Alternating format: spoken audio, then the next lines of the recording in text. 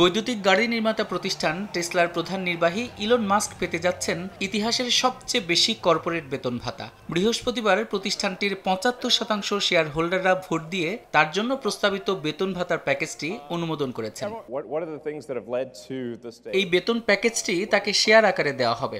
সব মিলিয়ে এই শেয়ারের মূল্য দাঁড়াতে পারে প্রায় ১ ট্রিলিয়ন বা ১ লাখ কোটি মার্কিন ডলার। এর মাধ্যমে আগামী ১০ বছরে তিনি টেসলার জন্য অতিরিক্ত ৪২ কোটি ৩৭ লাখ শেয়ার পাওয়ার সুযোগ পাবেন। মাস্ক যদি আগামী ১০ বছরে এই প্যাকেজের আওতায় থাকা সব শেয়ার পেয়ে যান, তাহলে দৈনিক গড় আয় দাঁড়াবে প্রায় ২৭ কোটি ৫০ লাখ ডলারের সমতুল্য। এর বদৌলতে বিশ্বের শীর্ষ ধনী মাস্ক হয়ে উঠতে পারেন বিশ্বের প্রথম লাখো কোটি ডলারের মালিক। ইলন মাস্ককে এসব শেয়ার ১২টি সমান ভাগে ভাগ করে ধাপে ধাপে দেওয়া হবে। মাস্ককে বেতন প্যাকেজটি সম্পূর্ণভাবে পেতে হলে টেসলার প্রতিটি শেয়ার বাজার মূল্য পৌঁছাতে হবে $৮,৫০,০০০।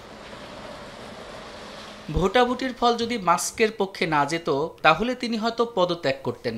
মাস্ক নিজেই এমন ইঙ্গিত দিয়েছিলেন বলে জানিয়েছে টেসলা কর্তৃপক্ষ।